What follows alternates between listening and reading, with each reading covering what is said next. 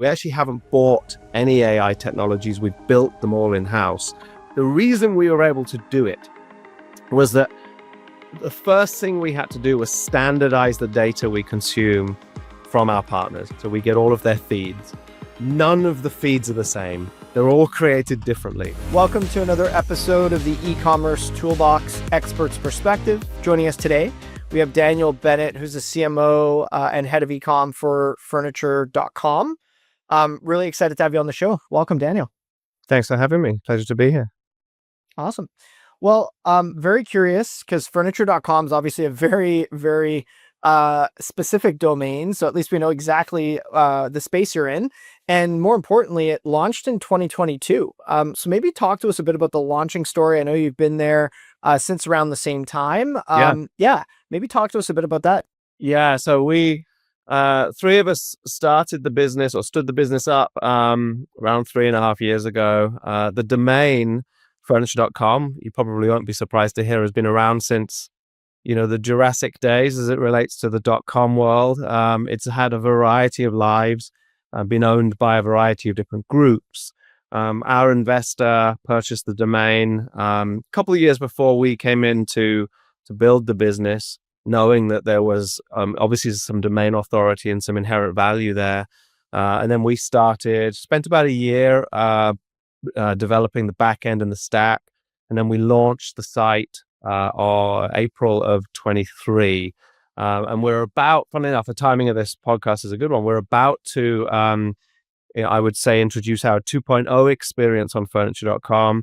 A couple more months of roadmap development there, but by the end of this year and beginning of next, there's going to be quite a different experience up on the domain. So we're looking forward to getting that going. Fundamentally, the same premise, the idea that you can buy across multiple furniture retailers all in one place, something that you can't do currently, but there'll be some updated use of AI and search and semantic technologies that help that experience beyond where it is even now.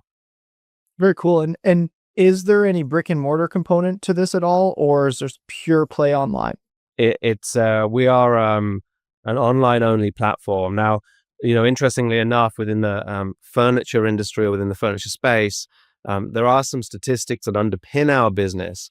One of which is actually that we know that people still love in the furniture setting to touch and feel and sit on or lie on a piece of furniture, especially at the higher end, because it's the third most expensive thing most people buy behind a house and a car.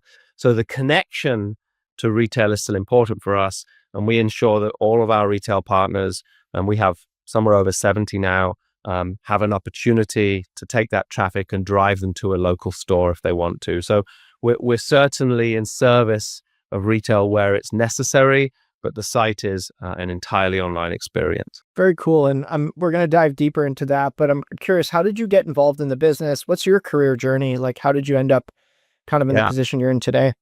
As you can tell by the accent here, I'm originally from London, but I've been over here in the US for about nearly 20 years. I came over here originally to work in the ad industry. I worked for the big creative ad holding companies. Most recently, I was at WPP, running digital and innovation for one of their large global networks. And then about 5 or 6 years ago, I moved out of agency life, and I, via Carlyle Private Equity, was brought into a marketplace technology firm as part of a group to take that company public. Fast forward a couple of years after that, and I was the same group that brought me into my previous company reached out to connect me to the investor who wanted to spin up furniture.com. So myself and there are three of us that run the business, 2 Dans and an Alex. The other Dan was brought in around the same time. He's our head of technology. And we came in, joined Alex, and we started, the hard yards of building this business from scratch. We're now, we're a little over 80 people, 70 partners. We have 2 offices. I'm based in New York. And then we have our engineering hub, data science, AI team are all down in Atlanta. So it's been a fun journey. The 3.5 years have gone quickly. It's a bit like having little kids. The days definitely feel slow sometimes, but the years fly by. We're pretty proud of where we've gotten to over that time. Very cool. And what was the initial thesis behind the business? And have you guys kind of had to iterate or change it since launching? Yeah, we have. A few things have happened in that time. So when we originally stood up the business, we built the business on the premise that we would aggregate an audience and we would drive that high intent audience to our retail partners. And we were fundamentally going to be a cost per click based business. There were pillars other than that would be revenue generators for us, within the space of data sharing with our partners, possibly retail media opportunities. What we realized after about 12 to 18 months was that the world had changed fairly substantially during that setup period. Organic traffic wasn't as readily available as it had previously been. The search game, as you know, changed quite a lot. And if you look at the economics of a CPC business, especially in furniture, we thought that it didn't have the potential that we really believed was inherent in the domain and the domain authority. The other thing we did was and I think it's important for all people building businesses, but we took a lot of time and spent a lot of money on understanding our audience. So we did a lot of segmentation, ton of research within our larger segment, and we understood pretty quickly that what the furniture shopper wants is not just a place to discover the perfect piece of furniture or the perfect room setup. They also want a place where they can check out once. So I can land on furniture.com in this instance, and I can buy from a bunch of retailers. And I don't mean drop ship. I mean, main street retailers that people are familiar with, and I can check out in one cart experience. So that was the big pivot for us. We pivoted away from a CPC experience, and we're moving now into that full e-com CPA world where we're able to offer a direct sale for our retailers versus just high intent traffic. And that was a big change. And that's actually the change that predicated the updates to the platform that I mentioned earlier, which is us becoming, a full e-commerce experience. Very cool. And correct me if I'm wrong, you guys are not holding inventory, right? We do not hold inventory, correct. Okay. We describe ourselves, we're a technology business in the service of furniture. We obviously have a ton of furniture expertise inherent in our business, but we're here to find and generate, high value customers for our partners. We don't ship or hold furniture. Very cool. And I know a lot of furniture players have a back and forth, short-term pressure, promotion driven to drive sales, right? You kind of start to erode your margin, you drop it. Curious, as you guys are aggregating across multiple different vendors, I'm sure at any given time, one vendor is effectively in a promotion cycle because they need to get the sales. How are you as like a CMO thinking about balancing that? Is the core value prop of the website that you have the variety and the technology helps you find the right piece? Or is it that you basically you want a couch and you're going to get the cheapest couch? Like how are you guys looking at it? Is a bit of both? I'm super curious on the back of that. It depends on the shopper. I think increasingly and currently people are obviously price conscious. We have a job to do, which is, we think about, of course, you'd expect me to say this, but it's a fact. We think about the consumer first. Is this a good consumer experience? And for us, the ability to highlight promotions as they're in market is key.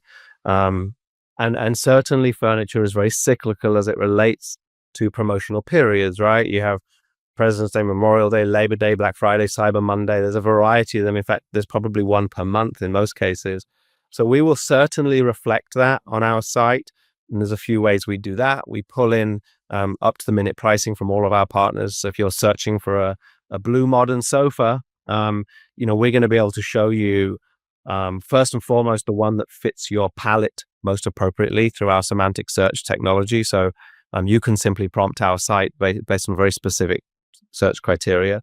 Once we do that though, and you find that blue velvet tufted 92-inch modern velvet sofa, whatever it is you're looking for. And once you have that, we will also show you the full price transparency. So if it's an important component of a consumer search, it's very much front and center. We'll also show you if it's in store local to you, so you can go and sit on it.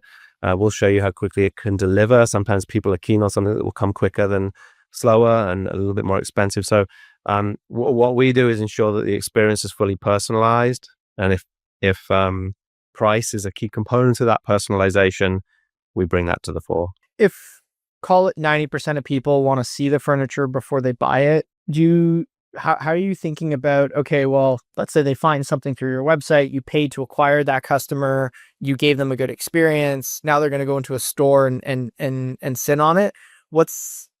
How are you guys thinking about them not inadvertently hijacking the transaction and driving conversion through your platform? Look, frankly, the nature of furniture is such that we know people want to see it. And so we can either sort of shy away from it, or we can embrace it and directly offer the opportunity for people to go and sit on it and see it. And there's a couple of things that happen in that scenario. One is, we're not able to follow that attribution all the way through. I mean, there's obviously a break in that. We have theories that as people wander into these stores, and remember, they'll be going to our partner stores. We work fully white glove with all of our partners. There's no scraping going on, so we have direct relationships with them all. So I get a sense that as people go in and they're referencing furniture.com, there's an inherent sense of value that our partners are seeing from that. The second thing is, from a consumer point of view, if we've helped them on that journey and they've gone and found a sofa in a Raymore or a Bloomingdale's or one of our larger national partners or regional partners, there's a good chance they've had a good experience with us. And then as they come back and they're wanting to look to furnish that room with coffee table, lamp, a few other bits and pieces, I believe they'll come back to furniture.com. And it might be in that case we get them as a customer. I think we have to look at the life cycle of furniture, which is long, and just ensure we're an integral part of it somewhere. Now, I actually think the in-store experience is critical. They're very high value as a customer, furniture shoppers. But I think more and more people are getting comfortable with an online purchase. And I think we just want to be ready and positioned to support our partners as that transition happens as well. So, that is a trade-off we have to make, but I think it's just an expected part of doing business in furniture. Yeah. And more specifically on the business model of effectively selling, but not holding the inventory. When it comes to delivery timelines, financing, and basically upholding the promises that you guys are putting out, and this isn't really just specific to furniture.com, but for those that are listening that are kind of in a similar position, how are you guys thinking about making sure that you don't set up the customer for a bad experience by promising things that are out of your control? Yeah, so we actually, the way our checkout is built, the logistics and specifics around the transaction, around the delivery, around returns, customer service, etc., are all handled by our partners, by our retail partners. So if you were to come in and purchase a piece from, say, Lulu and George or One Kings Lane or one of our partners, that they have to be D2C examples, you're going to deal only with that retailer. So the experience that the customer has is as good as the experience they would have if they had gone directly to that partner, because they're dealing with them and them only. We do have customer service, of course. So if there's an issue with order fulfillment or the process of that, we have a call center and we have digital solutions for that. But if there is a conversation to be had around shipping, etc., financing, whatever that might be, that happens with our partners. And the reason for that, candidly, is, as we say to our partners, we want our partners, we want these people to become our partners' customers. Now, on furniture.com, as it relates to checkout, you can still select delivery, you can choose timelines, you can do all of those things. But when it comes to the fulfillment of it, and it's made clear during our checkout process, they're going to be able to rely on the customer experience that comes with each of our retailers. Very cool. On the technology side, then, and you had kind of alluded to it earlier by investing in AI, it sounds very much to me like a lot of the value you folks are creating is in the discovery. It's a category that maybe hasn't been able to crack D2C super easily because of the reasons that you'd mentioned. Yeah. Yeah. How are you guys thinking about that? Like, is your goal to try and get less people to, or sorry, to get less people to need to sit on the furniture before buying it, and you're trying to grow that 10% to 50%?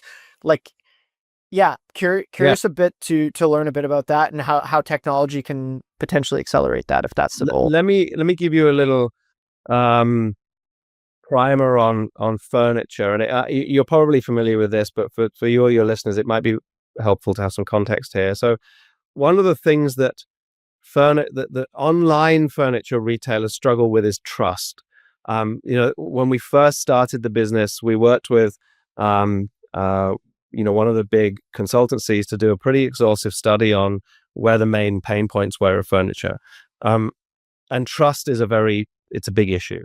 And if you bought furniture online, you can understand that if it shows up broken or the wrong size or the wrong color or whatever. So we knew we had to overcome that hurdle.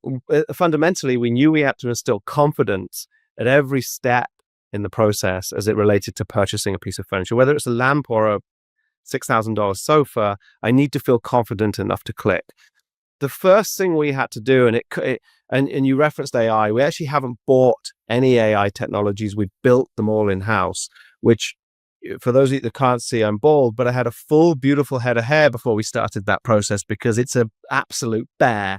The reason we were able to do it was that the first thing we had to do was standardize the data we consume from our partners. So we get, like I said, we work directly with retailers, so we get all of their feeds.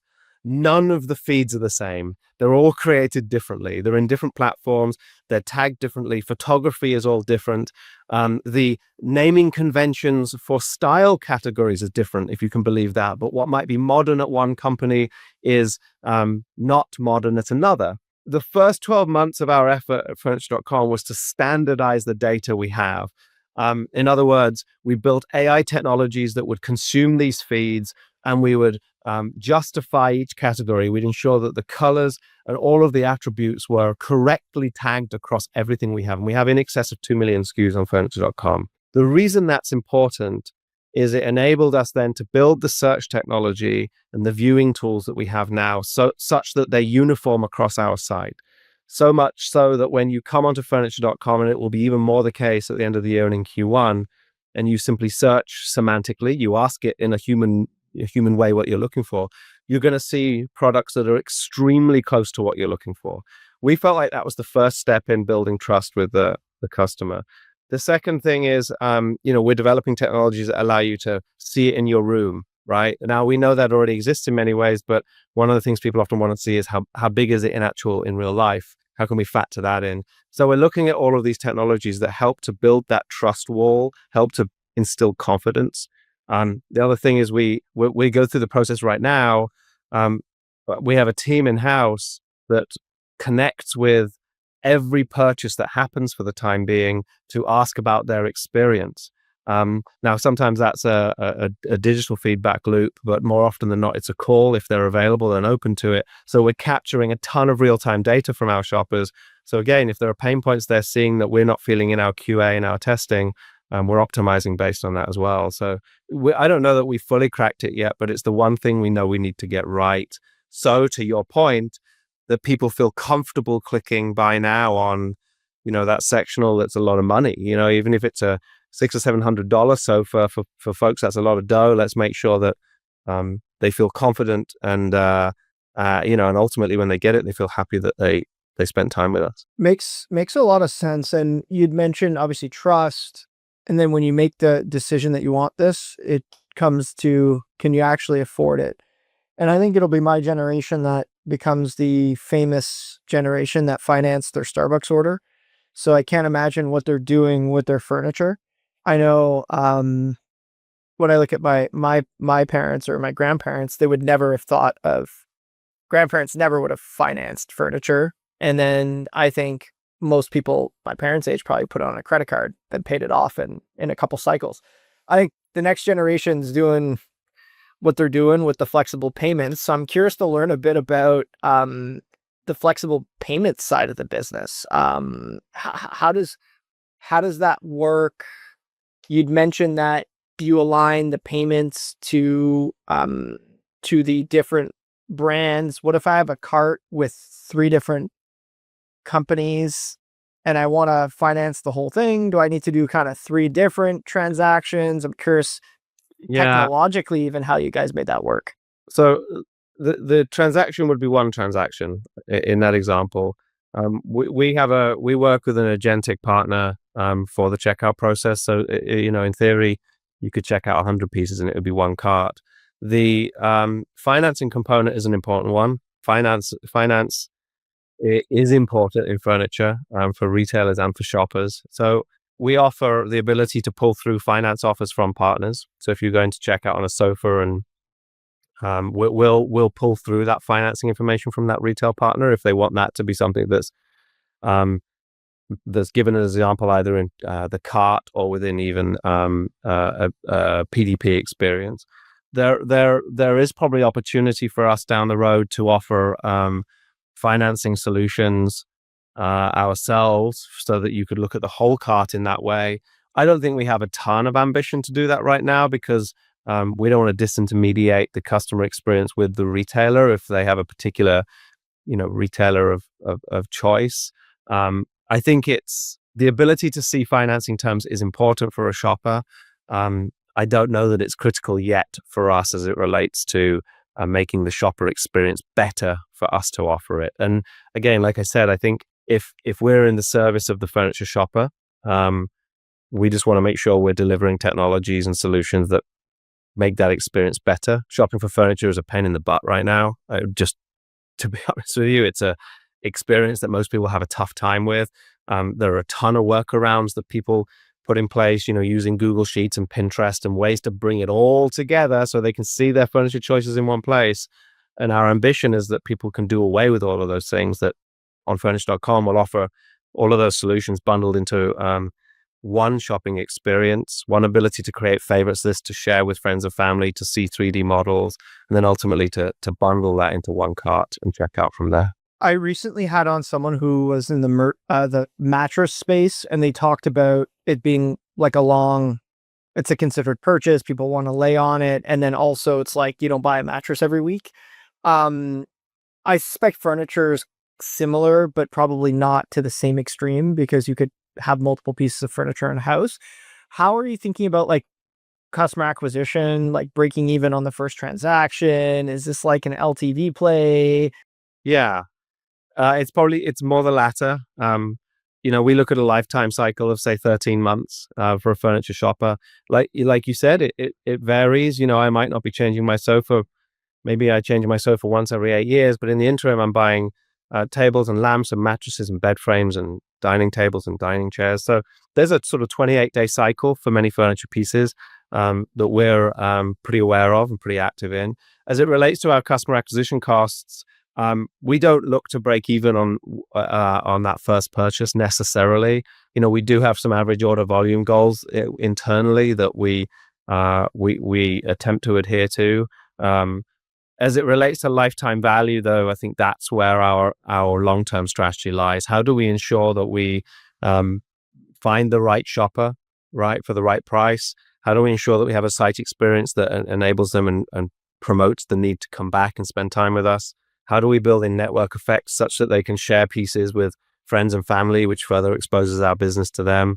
We're obviously thinking about how we can create value through multiple digital channels. Not to mention the fact that we're about to start marketing more heavily top down as well. So the value of a domain like furniture.com is that it, as we say in England, it sort of does what it says on the tin. I understand what it is just from the domain. The downside of it could well be that I look at that and think, well, why haven't I heard of furniture.com before?